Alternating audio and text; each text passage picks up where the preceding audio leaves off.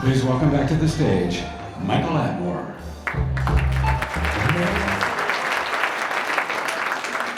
Yes. They look good, Kanye. It's also my favorite Kanye song. Last year, we debuted Shoe of the Year, and we had the great good fortune to have Stan Smith come. And for those of you that were here, it was an incredible moment. This year, I think we've topped it. There is no one that has generated the kind of excitement in this business that Mr. West has. He is a force of nature. He has combined and found the right partner. And so let me get off the stage and let him come up. But before he does, I'd like to introduce the Adidas team, Arthur Hoeld, John Wexler, and Rachel Muscat. Join me on the stage. Thank you.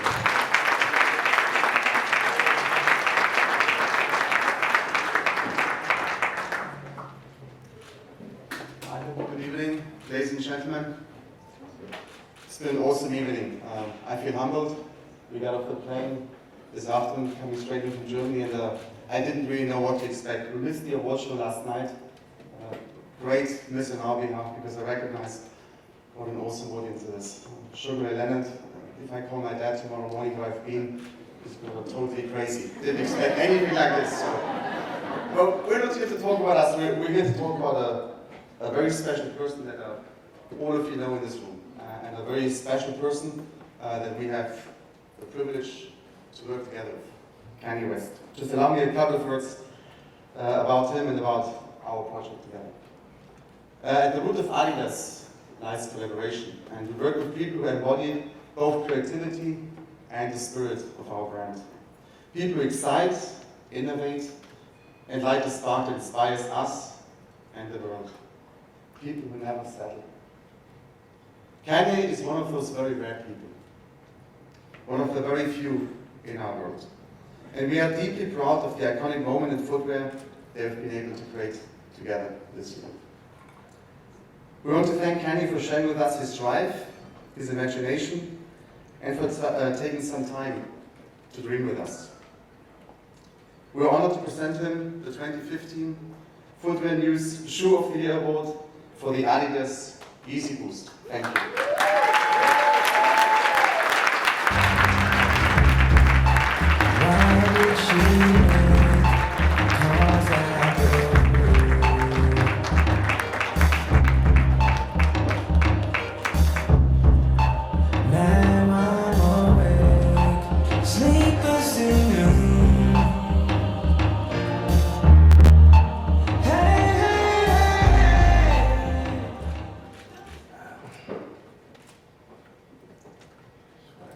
For the pictures, it's fine.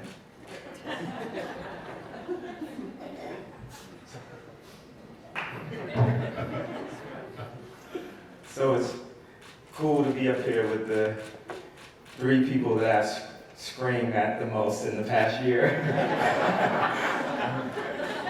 I know you're thinking like, where's my suit jacket? But if my wife's not here, no suit jacket.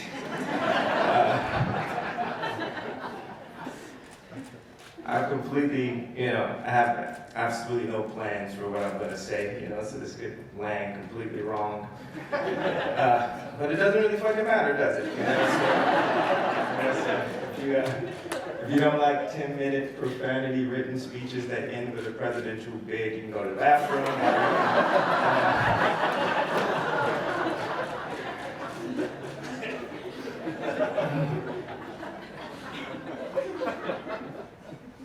So, it was cool. I think it really brought me back to bump into Phillip right when I walked in, because he definitely remembers that kid that was coming back from another major award show moment of mine, working on a new album, trying to carve his way back into America, back into society.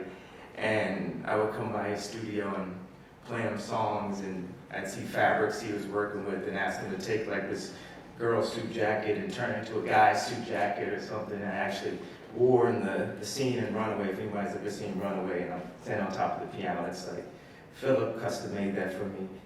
And after, the infamous Taylor Swift moment, I sort of like did a little self-exile just to get away from paparazzi and have people that, just fucking with me really constantly. And the first thing I did was I went to Japan, and it was me and Virgil Abloh, who has the brand Off-White, and we sat there and just sat on the computer every day with this idea of designing. And we designed on the computer so much we started to joke like, hey, did you watch my JPEG? Because they never got past the computer screen. And I remember doing all these like Fendi ideas because I was friends with Michael Burke. And he said I can move to Rome for a little bit. And I did that. And me and Virgil went out there, and I didn't have a phone. He was like, if you wanted to contact me, you had to call the hotel or call Virgil, and we would go in the office and we put our little designs up on the wall and our mood board. So basically, as I talk, it's just a mood board. That's my new style of speeches, and so it's very unorthodox. It's vibes. You guys are designers. You have to put it all together at the end of the night, or feel free to just talk shit. It's good to have someone to talk shit about. At least everyone's so like, just don't want people to talk shit about me. I don't give a fuck,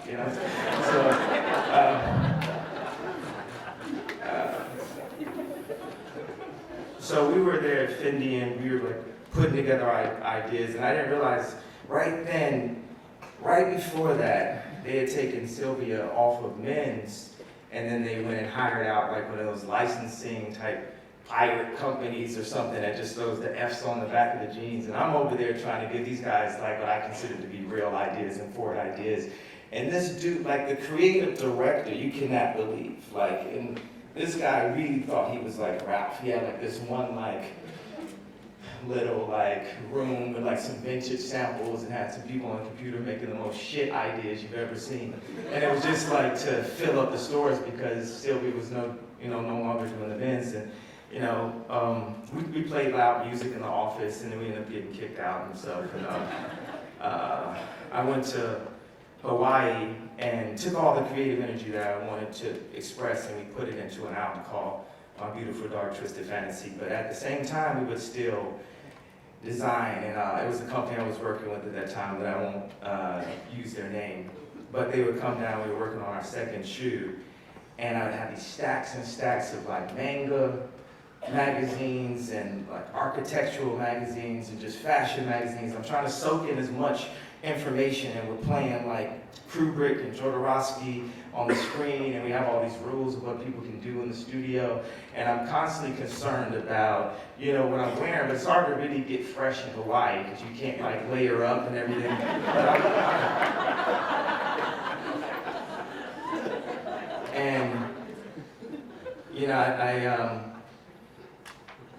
We end up dropping Dark Fantasy, and me and Jay-Z come up with this idea to do like a mixtape, and that turns into a group album, which ended up being Watch the Throne, and I remember, always going back to the fashion shows, and it was because, not because I wanted to be seen in some like really expensive rapper jacket that I had just bought, it was because I cared so much about seeing the artists express themselves to the maximum, seeing their complete vision. If it's 60 looks, if it's 80 looks, I want to be at that show. Like I was at that McQueen show that he dedicated to his muse that had the wings and everything. I snuck in, they wouldn't let me in because I was a celebrity. And he was kind of disappointed when he saw me. Like, I thought I said no celebrities. I had the conversation with me or whatever. And I remember Jay-Z texted me and said, "Get off the runway." It's kind of rude and stuff, because we had the album to finish. And so I was like, I'm not leaving.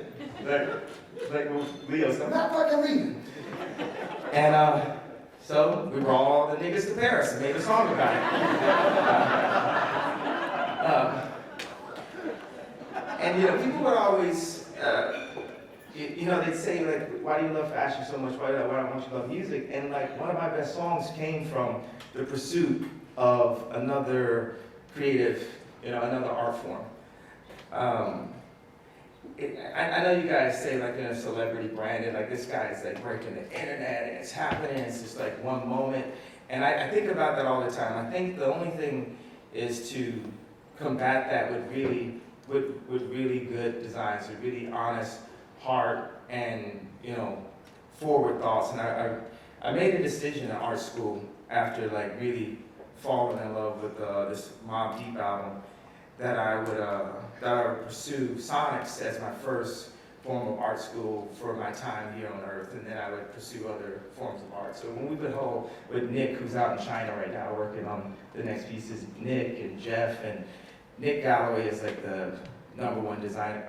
There's other good designers at Adidas, but he's like the man over there, and he's in China right now working on the next one. But we we take the shoe and we talk about how comfortable we wanted to make it. We wanted to make it look more sculptural. We bring in all these like references, and I really give them a really hard time. Like I'm never satisfied. And do you guys remember when I got into it with Jimmy Kimmel because he like was mocking one of my things when I was talking about how much I like product?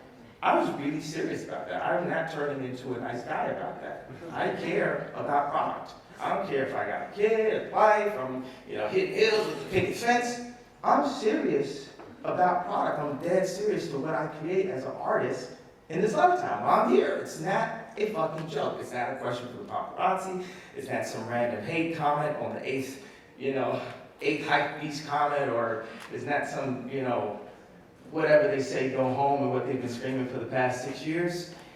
It's about appreciating excellence, understanding and being involved and bringing, joy. And I'm not saying I've made perfect things or given perfect speeches and not wasted you guys' time while you're tired as hell, like talking to death. It's something inside, it's a spark that I want to like bring joy. And just like when my daughter is singing and jumping around, it's like she might not be finishing her sentences perfectly, but she's bringing so much joy, and I know that, she's gonna grow up and be amazing. So it's like you can see a spark in the pieces that I do that one day they can grow up and be amazing. Oh, I have to point out, because I'm gonna have to talk about how John basically saved my life. John Wexler, this guy that understood culture from Chicago, understood Jay Dilla, heard all the albums. Like when you guys want to go out and really, get somebody to work with you guys' company, get somebody who knows about the person that they're talking to. The guy that's got some real backstory. Get the right person to go, get the right person. I remember, because I have to talk about Zenody also. I'm trying to remember these points, I'll be mad in the car if I like rambled on and missed my main vibes and put them on the mood board that I'm giving you guys right now. So I'm in my baby mama's pool house, and I'm talking to John, and I'm just like, yo, as a creative, it doesn't matter how big a house is, how big your name is, how much money you have. Your job is to create while you're here. And if anyone is in the way of that, anything gets in the way of that, anything stopping that or slowing it down, you gotta burn it to the fucking ground. You have to die. This is me talking to Mary, I'm not giving any suggestions. You have to die for, what is in you, because that thing might inspire someone. That thing that shoe might be like a 7-year-old that managed to get his hands on that's gonna cure cancer or cure AIDS or something in the future, because he was so inspired by what Kubrick made, or what Jodo made, or what Steve Jobs made, or what David Stern put together, or something. And I said, John, it's important. You have to save my life. I'm not creating. I'm not getting out myself, and it's affecting my music. It's affecting our relationship. It's affecting everything, because I'm waking up in cold sweats every night, being like, I want to fucking draw shoes. And it doesn't matter if someone thinks that I'm supposed to be doing something that's more important than that. It's like I got kicked out a class in 4th grade to draw shoes, and they gave me the opportunity, especially this first run, to like make them how I wanted to make them. They didn't say, you gotta make the logo 4 times bigger than the shoe, and blah blah blah. They're like, just make, what you're feeling. They allowed me to they allowed me to be me, they allowed me to express myself. The contract said 25 SKUs in the clothing collection. I was supposed to do a fashion show with 25 SKUs. I don't know how that was supposed to happen. And the original talent budget was $500,000. I don't know how I was supposed to put a design team together for that, but luckily I was a multi-millionaire rapper and I covered the rest of it.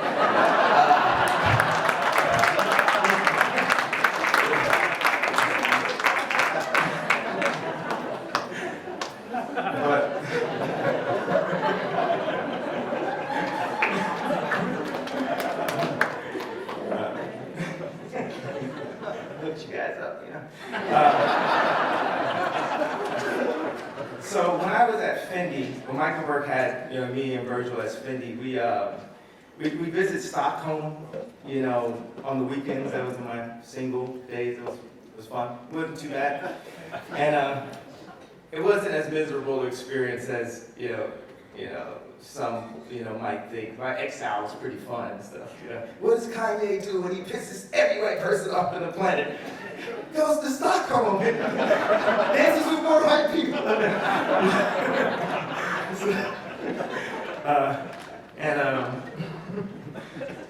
So Zanotti had come to a concert of mine that I did for G-Shock, and Giuseppe Zanotti, he was really into it. He started listening to the music, and I came by his office, the one that's down here, and we vibed out, and he really he likes to embrace artists and creative people, and he let me stay at his castle, as he would put it, if you want to drive to the castle. And he let me learn, do you know how much fucking money I wasted of his doing sample after sample, learning how to put shoes together right there in that Zanotti factory, boot after shoe, any and every idea I could possibly do. We even did a bag. I had a snakeskin bag I used to walk around with, you remember that bag? It's Zanotti made the bag. Makes some cool bags, but he let me just do everything I could think of, including the Bone Beat shoes that were in my first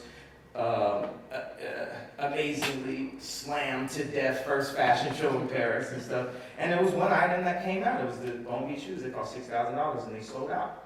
But when I saw the name Kanye West on a high heel, I knew a piece of that wall, that ceiling, that invisible glass was broken, because everyone, what do you mean a rapper? What are you talking about? You can't make a high heel. That $6,000 shoe sold out. And me and Zanotti have been really good friends, but he was very crucial to my creative process to develop my ideas.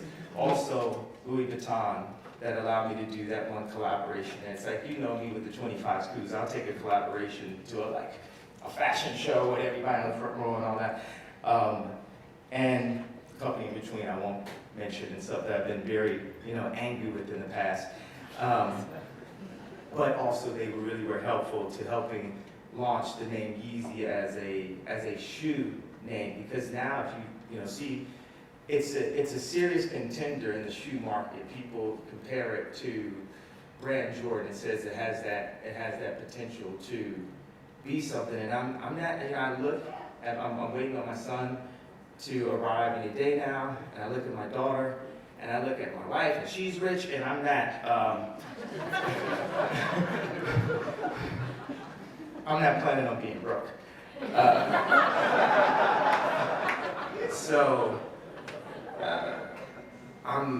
I'm so focused in creating all those things that back up every time I scream on stage, everything I did, the absolute wrong thing, every time I made a mistake, when you went to the shoe place and you said, I want to put this on that, it's I look at you guys and think, raise your hand if you got a private plane. Don't be embarrassed. There's definitely some people with some private planes tonight. I know that's not the thing about, but it's real, man. It's so many people just end up being the face of something, just doing a one-off commercial, just doing that. And the guys that hired them got the private jet. And I want to be one of those guys. I'm going to be one of those guys. At that point, I can do more. At that point, I can then go and this is probably going to go all downhill from here. I think the plane, I'll land it like that. But it's very serious. We're here to make amazing product that we love, that also sells, that makes money. We really like nice things. Everyone likes nice things in here. I love nice. I want a house equal or better than Calvin Klein's house in the Hamptons. So I bleached to generate chairs. It's got the clean windows and stuff, the shower sheet. I want that thing. I don't know how to turn this into something that's helpful and impressive. Gabe, my publicist here, clean this up right when I get off stage.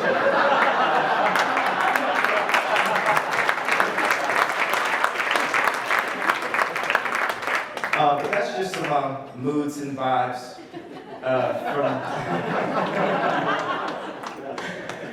But nonetheless, the ability to know, that I can create more and more and more and more while I'm here in this time, and not to be held into one discipline and to open up these disciplines and have those same people that kind of walked and looked at you while you're eating at the Mercer and said, this guy trying on fashion again, and then look up and it's like, oh yeah, sold out at parties now. And I'm not trying to rub it in anybody's face, yes, I fucking am. But yeah, they treat me like shit pretty much. And like, I'm trying to take it full Will Ferrell level, drunk brother at the wedding level. Have I reached that level yet? Have I fucked it up?